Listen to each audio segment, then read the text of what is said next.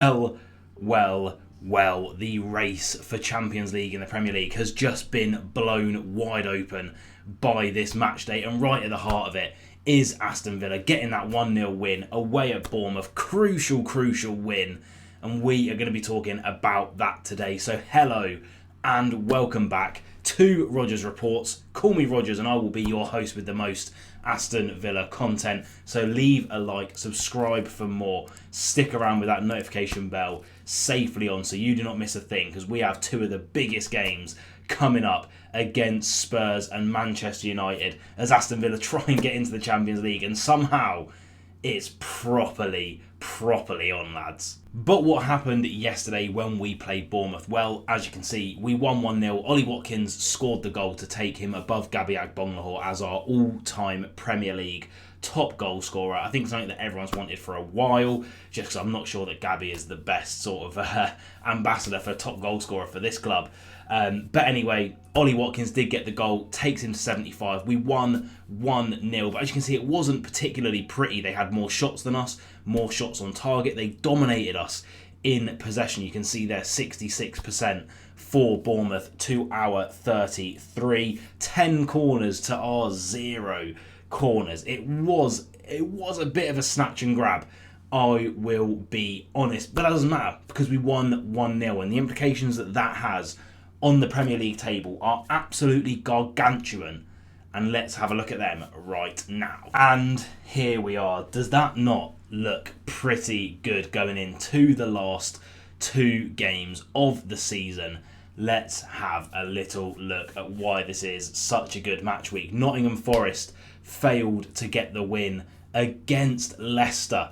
I mean, two of the relegated teams have actually done us a pretty solid favour this week. Leicester getting that draw against Nottingham Forest means we officially, its sixth place is now in Aston Villa's hands. As long as we win our last two games, Nottingham Forest cannot take sixth place away from us. That is completely 100% secured. Nottingham Forest don't have an easy run in by any stretch of the imagination. They play West Ham next, and then I believe it's followed up by a trip to Chelsea on the last day of the season, or Chelsea go into them. Above us, Chelsea lost to Newcastle. Now, was that the best result for Aston Villa to get top 5? It's arguably not, because Newcastle get the win. They go 3 points above us and they play Arsenal next. If they lose that Arsenal game, we can only go equal on points with them, and then they go, I think, to Southampton on the last day of the season or something like that. One of the relegated teams, one of the lesser teams. So you'd expect them to win. So really, maybe a Newcastle win wasn't the best for Villa, but it does put Chelsea on 63 points. They go to Manchester United next and then have to play Nottingham Forest, like I say, on that last day of the season. Could be such a big game there. So realistically, again, we only need Chelsea to drop 2 points there, a win and a draw. If we can win both of our games, fifth is secured. Now we look maybe a little bit higher up the table. Manchester City just drew to Southampton, 12 points, but one of those points crucially against Man City. Now they are 2 points above us. They go to Bournemouth next, then they have to play Fulham. Could they drop 3 points? They lose one of those games, we win both of our games, suddenly we take their spot. Newcastle, like I say, Arsenal next, that could be a dodgy one for them as well. So it has blown that European race. I feel like Jonathan Wass. That has blown that European race completely wide open. We are now joint on points for Champions League football. Our goal difference, yes, it is coming back to bite us. We all knew that would happen because our goal difference is terrible this season. Only 7 is awful. Bear that in mind. Chelsea 19, Manchester City 24, Newcastle 23, even Forest, who literally play anti-football and have had like the least possession of any team in the Premier League this season, have a goal difference of 12, 5 above Villa. But we go to Tottenham next. It's a huge match day again. Like I say, Newcastle, Arsenal playing against each other. One of those two has got to drop some points. Manchester City go to Bournemouth, a Bournemouth team who are going to be wanting to fight like anything for that 8th spot now. That 8th could still qualify for Europe. They find themselves 2 points behind Brentford. They are not going to want to be missing a thing. And that is, I mean, especially with Brighton playing Liverpool next, Manchester City, like I say, a little bit dodgy at the moment. That draw to Southampton, will that play on them mentally? Chelsea against Manchester United. Look, we expect to beat Manchester United. You look at their form at the moment. You look at where they are in the table. 17th and 16th, Tottenham and Man U at the moment. But anything can happen when it is a game against Manchester United. It's humongous. All we need to do is do our job against Tottenham.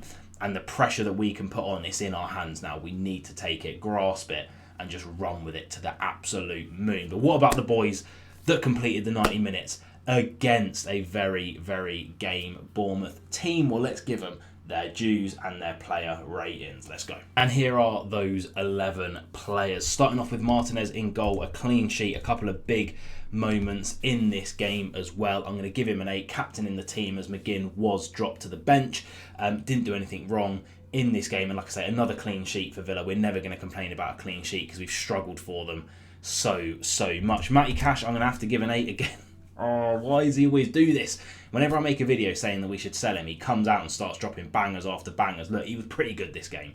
He made the tackle that gave Rodgers the chance to set Watkins in for our goal. He put enough pressure on the Bournemouth striker who missed that absolute sitter in like the 98th minute of this game. Defensively was relatively sound. Offensive output was okay. Again, nothing special. It's Matty Cash. I wouldn't expect it. But as far as him playing goes, he done all right. Konsa, I'll give a 7. The same as Mings as well. Mings, perhaps a little bit dubious, the little elbow that he done. He kind of sometimes has those weird moments in his locker, but ultimately they kept a clean sheet again, and that's all you can ask for as a Villa fan, is more clean sheets going into these last 2 games of the season, because they're going to be so vital against teams like Tottenham, who score a lot of goals, and United, who just seem to be a little bit of a bogey team for us. So I'm happy with those. None of them stood out as being outstandingly good, but none of them done anything wrong as well. Digne, bit of a quiet game out on the left, but ultimately, again, another clean sheet. Didn't get rinsed. I think he had Tavernier on his side, or was it Semenyo? I can't remember. I think Semenyo was on Cash's side, so he had Tavernier on his side.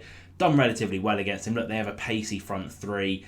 Didn't really put a foot wrong. Didn't notice him doing anything fantastic. He put in a great cross for Kamara that should have been converted into a goal, but out of the back 4, Cash was definitely the standout for me, and I'm happy to say that because he won us the game, or didn't win us the game, but he helped in winning us the game.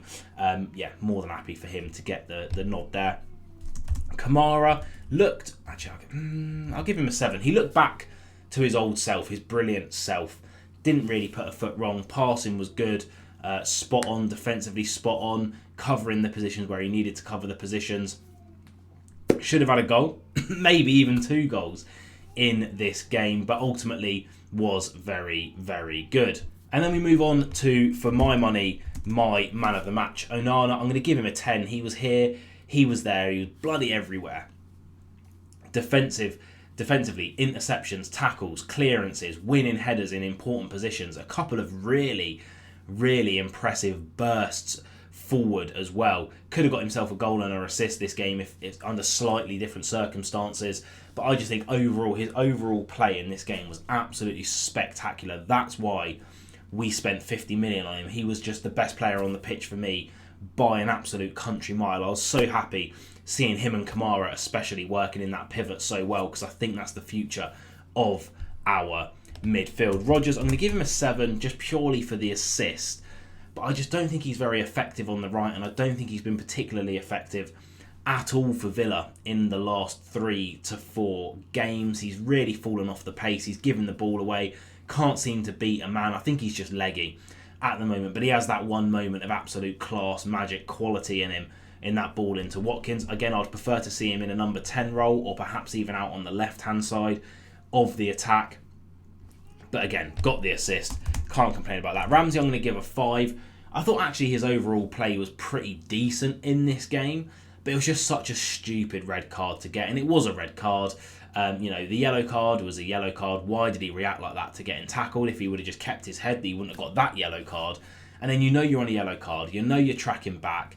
that, he wasn't particularly going anywhere, the Bournemouth player. To clip his heels like that is just a little bit stupid, a little bit petulant, and he gets the yellow card, misses the next game as well. I don't know if it's 1 or 2 match for a double yellow to a red, but again, a great miss for us. Asensio, 6, hit the post, but apart from that, again, in these games where we don't have a lot of the ball, he just pretty much ghosts most of it, and I just think there was probably a better option in there, maybe a McGinn from the start, maybe a Rodgers in the middle and a Marlon on the right hand side, or even a Bailey on the right hand side with a Rodgers in the middle. And then Watkins, I'm going to give him an 8. He was trying his hardest. He should have had more goals than probably he did in the end, but he got that goal, the record goal scorer. You can't hate him for that. Absolutely fantastic. Really happy for the lad. He seems to work so hard for this team and for everyone around him. And yeah, there you go. Pretty good match ratings for me, I think. And there you have it. Villa blow the Champions League race out of the water. Leicester do Villa a solid. And all of a sudden, the last 2 games of the season become very, very interesting. Comment your thoughts down below, and I'll see you guys in the next one.